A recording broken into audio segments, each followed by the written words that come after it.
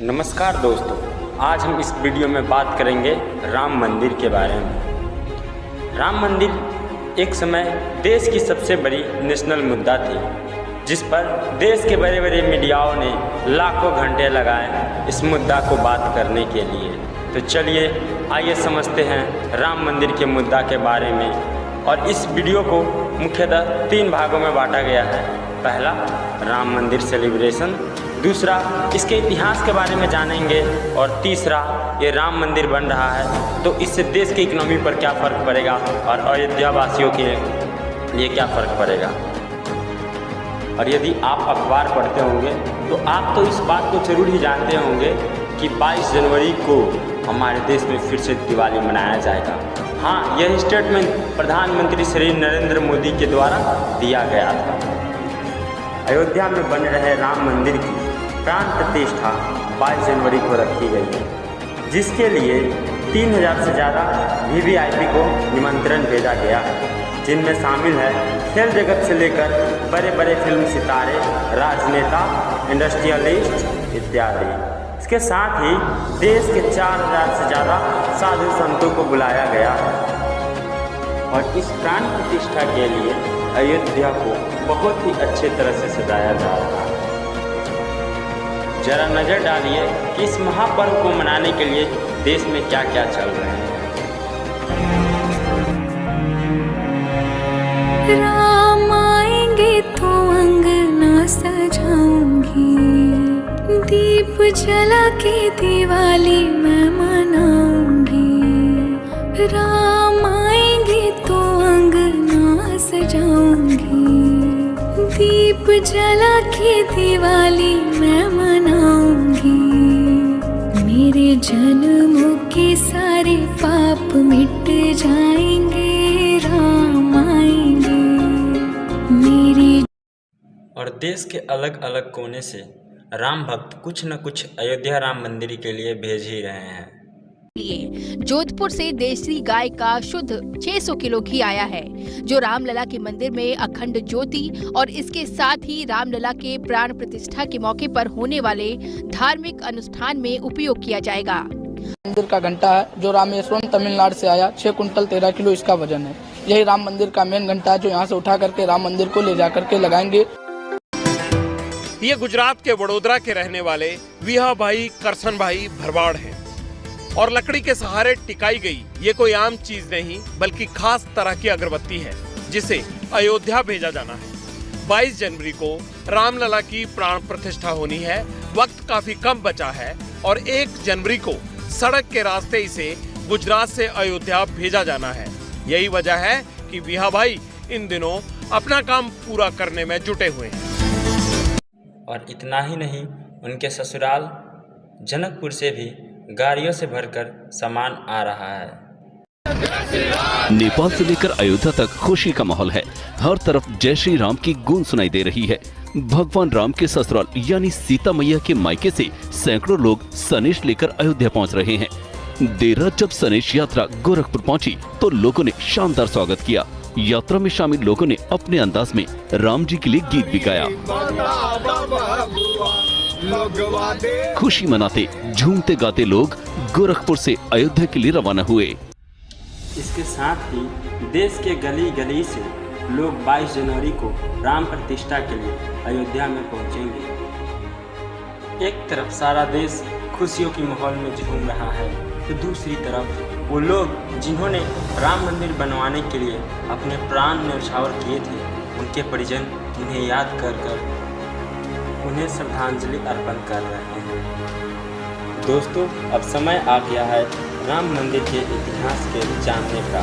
तो चलिए आइए समझते हैं। अयोध्या नगरी जो सरयू नदी के किनारे बसा है, जिसे सारे विश्व में पुरुषोत्तम राम के नाम से जाना जाता है, यह वही भूमि है जहाँ श्री राम भगवान का जन्म हुआ था। अयोध्या के राजा राम के पिता श्री दशरथ महाराज थे। अयोध्या में उस राम जन्म के स्थान पर श्री राम भगवान का मंदिर था 1526 से पहले तक। परंतु 1526 में जब मुगल साम्राज्य का स्थापित बाबर के द्वारा भारत में किया गया तो उनके खुशी में उनके जनरल ने उनके नाम पर 1528 में बाबरी मस्जिद बनवाया। कुछ हिंदू लोगों का मानना था कि यह बाबरी मस्जिद उसी जगह पर बना है जहां पहले श्री राम भगवान का मंदिर हुआ करता था, और मस्जिद बनवाने के लिए मुसलमानों ने राम भगवान के मंदिर को ध्वस्त कर दिया। मस्जिद बनने के 400 साल बाद तक देश में हिंदू और मुसलमानों के बीच दंगे चलते रहे, पर भला हिंदुओं का किसी ने नहीं सुना। 1947 में जब देश आज़ाद हुआ तो उसके ठीक 4 साल बाद 1949 में इलाहाबाद में पहली सुनवाई हुई राम मंदिर को लेकर। तब इलाहाबाद के कोर्ट ने कुछ ऑफिशियल को बाबरी मस्जिद के पास भेजा और उन्होंने पाया कि बाबरी मस्जिद के टॉम के ऊपर एक बंदर भगवा रंग का झंडा लिए बैठा है। लोगों ने उसे भगाने की कोशिश की, परंतु वह बंदर वहां से ना भागा। कुछ लोगों ने खाने को ऑफर भी किया, परंतु बंदर ने सीधा ठुकरा दिया। यहाँ तक तो बात ठीक थी, और कुछ हिंदू लोगों का मानना था कि इस बाबरी मस्जिद के अंदर रोज़ रात को 2 बजे के आसपास एक लाइटनिंग फ्लैश होती है, जिसमें एक छोटे बच्चे के होने का आभास होता है। कुछ लोगों का मानना था कि ये छोटा बच्चा श्री राम भगवान के होने को दर्शाता है। सबूत और गवाहों को सुनने के बाद और हिंदू और मुसलमानों के बीच हो रहे दंगे को देखकर इलाहाबाद के हाईकोर्ट का फैसला आया कि अब मस्जिद को ताला मार दिया जाएगा, और तब से लेकर 1985 तक मस्जिद में ताला लगा रहा। और फिर राजीव गांधी के ऑर्डर पर 1985 में मस्जिद का ताले खोल दिया गया। और इसी बीच हिंदुस्तान के तमिलनाडु में कुछ ऐसा हुआ कि जिसने सारे हिंदुस्तानियों को आक्रोशित कर दिया। सैकड़ों हिंदू लोग इस्लाम धर्म में परिवर्तन हो गए। कुछ लोगों का मानना था कि अगर यदि राम भगवान का मंदिर होता तो लोग हमारे धर्म के बारे में जानते और वो धर्म परिवर्तन ना करते। इसके लिए लाखों आक्रोशित लोग अयोध्या पहुँचे और वे सरयू नदी में डुबकी लगाकर शपथ लिए कि जब तक राम मंदिर ना बनवाएंगे तब तक ठहरेंगे नहीं। और इसी बीच पॉलिटिक्स और रिलीजन को मिक्स करके भाजपा सरकार बीएचपी की पालनपुर में स्वागत करती है, और इसके बाद लाल कृष्ण आडवाणी ने सोमनाथ से लेकर अयोध्या तक राम रथ यात्रा निकालने का निश्चय किया, जिसे भारत में लाखों लोगों ने समर्थन दिया। परंतु सत्ता में कुछ लोग थे जो उनका विरोध भी किया, क्योंकि वे जानते थे ये राम रथ यात्रा देश में दंगा करा सकती है। हालांकि रथ यात्रा को 30 अक्टूबर को पूरा होना था, परंतु लोगों और कार सेवकों का भीड़ बढ़ता जा रहा था। 14 अक्टूबर को दिल्ली पूरा भगवा रंग में दिख रहा था। लोग सर पर केसरिया रंग बांधे थे और जय श्री राम के नारे चिल्ला रहे थे, नाच रहे थे, झूम रहे थे। बड़े बड़े नेता बीजेपी को अदालती तरीकों से नतीजा निकालने को कह रहे थे, परंतु भाजपा सरकार ने नहीं मानी। यात्रा रांची, गया, पटना, समस्तीपुर होते हुए देवरिया पहुंची। इसी बीच समस्तीपुर में लाल कृष्ण आडवाणी को गिरफ्तार कर लिया जाता है, परंतु यह खबर देश में सनसनी जैसी फैली और गिरफ्तार करने के 7 से 8 घंटे बाद ही उन्हें रिहा करना पड़ा।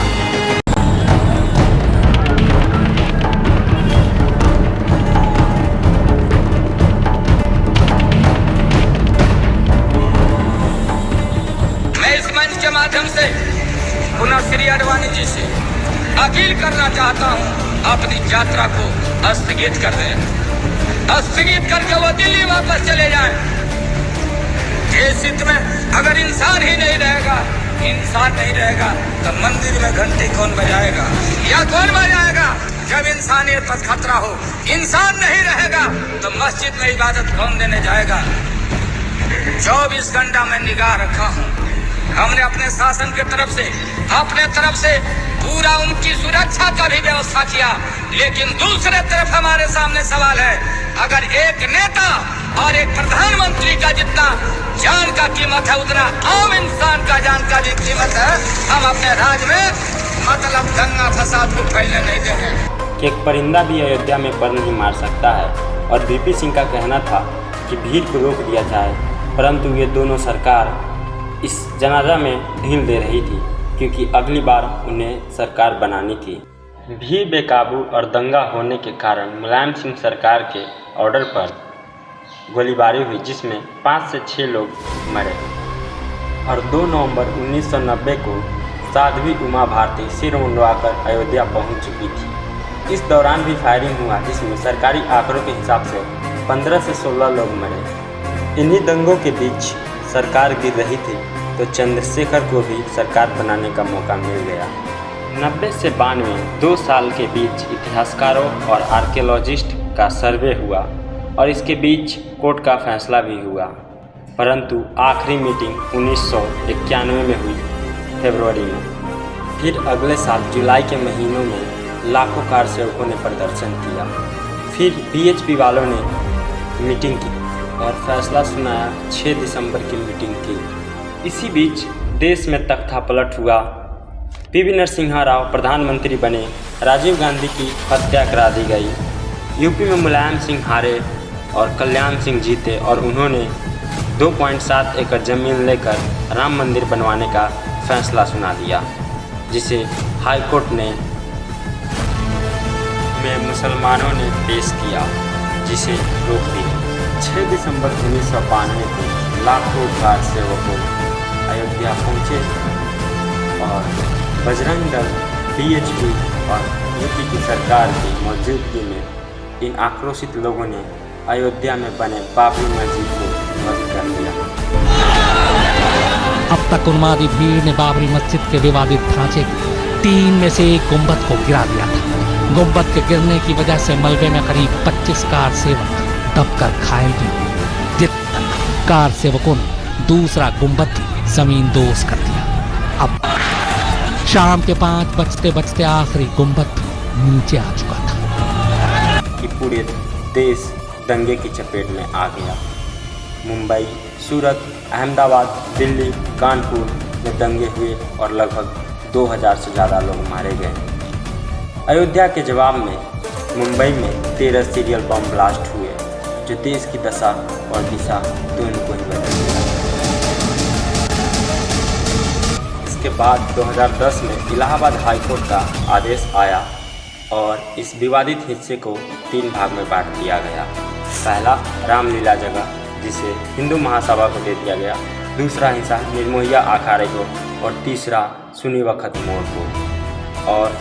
और यह विवाद देश की दूसरी सबसे बड़ी विवाद थी, जिसे सुनवाई के लिए 40 से ज़्यादा दिन लगे। 1045 पेजों की सुनवाई और यह देश के इतिहास की दूसरी सबसे बड़ी सुनवाई है, जिसे सुप्रीम कोर्ट ने 2020 में सुनाया और जजमेंट दिया। मंदिर भी बनेगा और मस्जिद भी बनेगा और यह काम सेंट्रल गवर्नमेंट को दे दिया।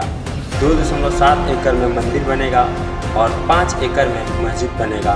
थोड़ा सा ज़्यादा स्पेस देने का फैसला सुनाया और राम मंदिर के आसपास ही यह जमीन मिलेगा मुस्लिम सभा को। हमने कहा था ना कि रामलला हम आएंगे, मंदिर वहीं बनाएंगे, बोला था ना, बोला था ना, और जो बोला वो करके दिखा दिया।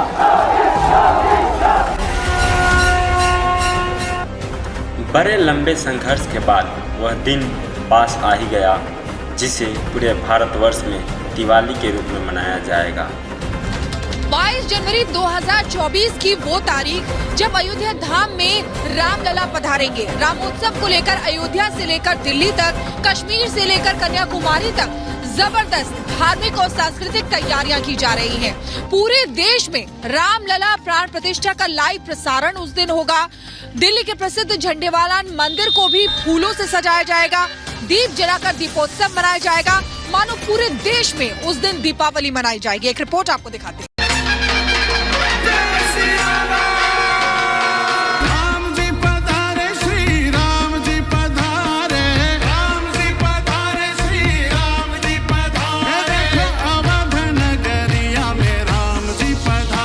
हिंदुस्तान के इतिहास में 2024 की 22 जनवरी स्वर्णाक्षरों में लिखी जाएगी। चलिए आइए समझते हैं जो अयोध्या में राम मंदिर बन रहा है, इनसे अयोध्या वासियों को क्या क्या लाभ मिलेगा। इसके कोने कोने से लोग अयोध्या राम मंदिर पहुंचेंगे घूमने, और इसके साथ साथ ही वे वहां जाकर होटल लेंगे, वहां ठहरेंगे, जिसके साथ ही वहां वो पैसा खर्च करेंगे जिनसे वहां के लोगों को रोज़गार मिल सकता है। और साथ ही साथ यूपी की सरकार ने अयोध्या में एयरपोर्ट बनवा दी और साथ साथ ही वहाँ के रेलवे स्टेशन को अच्छे तरह बना दिया, ताकि जिनसे लोगों को आने जाने में दिक्कत ना हो। और बात रही मंदिर परिषद की, तो वहाँ पे लोग आएंगे जो दान करेंगे, तो उनसे आने वाले भविष्य में मंदिर परिषद की तरफ से हॉस्पिटल बनाया जा सकता है, जिनसे लाखों लोगों को सहायता मिलेगी।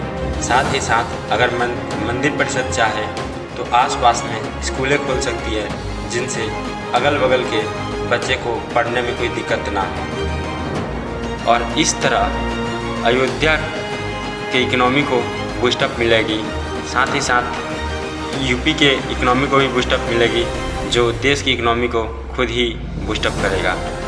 दोस्तों, अगर वीडियो पसंद आया हो तो चैनल को लाइक करें और सब्सक्राइब करें। Thank you. जय हिंद, जय भारत।